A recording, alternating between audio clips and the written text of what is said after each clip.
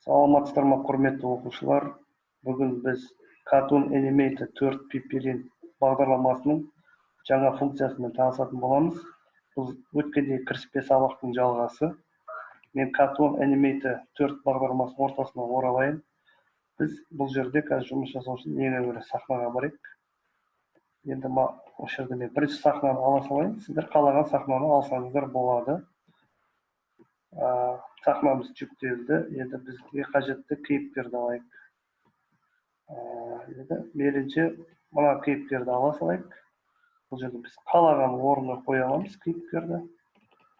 Қалаған орнына мына жерге қоя салайық. Қазір енді осы кейіпкерді жұмыс жасау үшін бізге кейіпкерді кішкене үлкейту керек.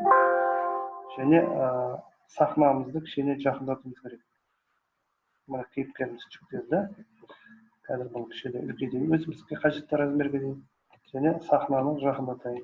Мына кейіпкерімізді былай қойып қояйық, мына бүйтіп бір шетке. Енді осы жерде байқап отырсаңыздар, Face Puppet деген батырма бар. Осы Face Puppet батырмасын басамыз.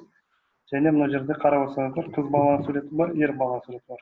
Сәйкесінше ер бала болған кейін, ер баланы аламын. Егер қыз бала жүктелсе, кейіпкер қыз баланы алар едіңіз. Мына жердегі жеке-жеке мимикаларды тексеріп көрейік. Біріншісін тексерейік. Енді превью батырмасын басамыз, және мына жерде бізге айтып тұр, Space батырмасын бастық. Енді мен мышкамен қандай әрекет жасасам, қай жаққа апарсам мышкамды, қараңыздар. Кейіпкер басын қимылдатып, сондай бір мимика жасап отыр. Енді спейспен тоқтатамын. Келесісін көрейік. Келесі мимиканы. Спейсті басам. Енді кейіпкер кішкене аузын аша басады. Көрдіңіздер ме? Мына.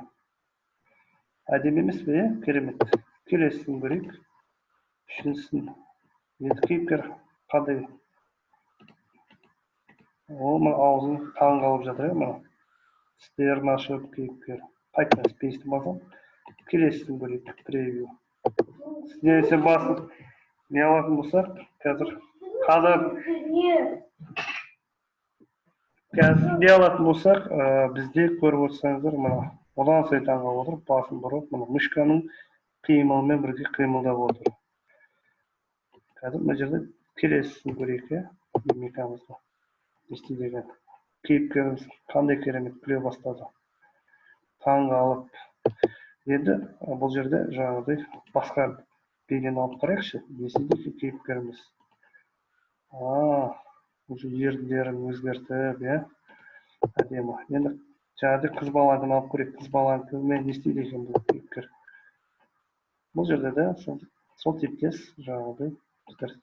Яғни сіздер Face Puppet батырмасы арқылы әртүрлі мимикаларды басқаруыңызда болады екен.